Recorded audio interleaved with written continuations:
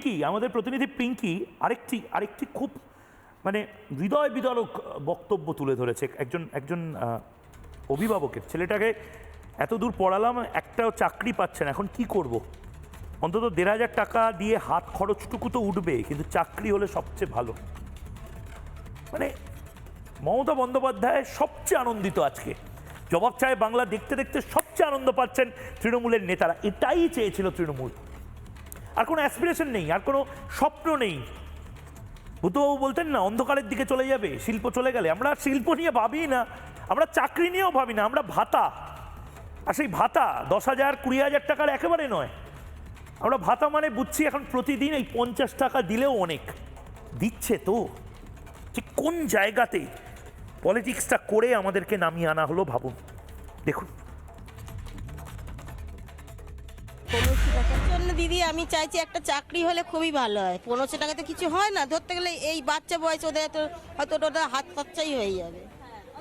হ্যাঁ চলবে, এমনি তার কিছু আদার্স হবে না। মা হিসেবে আমি চাই, মায়ের চোখ ছলছল। হ্যাঁ মা হিসেবে আমি চাইছি একটা চাকরি হলে ভালো হয়, মানে ভবিষ্যৎটা দাঁড়াবে। হ্যাঁ কিন্তু ১৫০০ টাকাতে সারা জীবন তো চলবে না, এইটাই আমার বক্তব্য। এই চোখে জল এসে যাচ্ছে, এত দূর পড়াশোনা শিখিয়েছি, যদি একটা ভালো কাজ না পায়, ওটাই, আর কিছু না।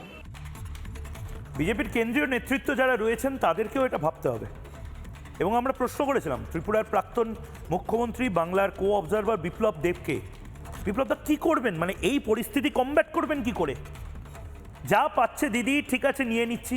হয় এটা বিজেপির খুব লাভজনক হবে, কারণ হয়তো যারা ১,৫০০ টাকা করে নিচ্ছে, এখান থেকে ১,৫০০ টাকা, এখানে লক্ষ্মীর ভাণ্ডার ইত্যাদি ইত্যাদি যে যা দিচ্ছে নিয়ে নিচ্ছে, কিন্তু ভোটটা দেবে মমতা বন্দ্যোপাধ্যায়ের বিরুদ্ধে। এটা হলে লাভজনক। কিন্তু এটা যদি না হয়, মমতা বন্দ্যোপাধ্যায় যদি বাংলার প্রত্যাশাগুলোকেই খুন করে দিয়ে যে যতটুকু দিচ্ছে তাতেই বাঙালি সন্তুষ্ট এটা করে দেন, আগামী ৫০ বছরেও বাংলার ঘুরে দাঁড়ানোতে ভয়ঙ্কর প্রতিকূলতা থাকবে। বিপ্লব দেব কি বলেছেন আজকে জবাব চায় বাংলার ইস্যু নিয়ে, শুনি।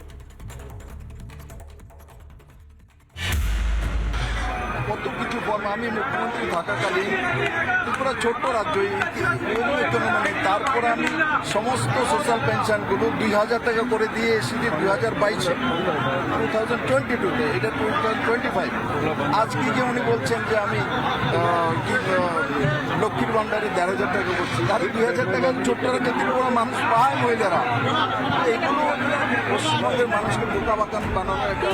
বাবার দরবারে এসেছি, তার জন্য আশীর্বাদ চাইছি, পশ্চিমবঙ্গের মানুষের মুক্তি হোক, এটাই সবচেয়ে বড় চাওয়া বাবার কাছে। পশ্চিমবঙ্গের সমস্ত জনতার মুক্তি হয়ে যাক, আপনি পশ্চিমবঙ্গের জনতা সবকিছু করে নেবে, তার ক্ষমতা পশ্চিমবঙ্গের যুবকদের মধ্যে রয়েছে। পশ্চিমবঙ্গের এই অপশাসন থেকে মানুষ মুক্তি পাক, সেটা আমি প্রার্থনা করেছি। নানা ধরনের কন্টেন্ট দেখার জন্য লাইক করুন, শেয়ার করুন আমাদের ফেসবুক পেজ, সাবস্ক্রাইব করুন আমাদের ইউটিউব চ্যানেল। পাশাপাশি অন্যান্য ব্রেকিং নিউজের জন্য অবশ্যই চোখ রাখুন রিপাবলিক বাংলায়।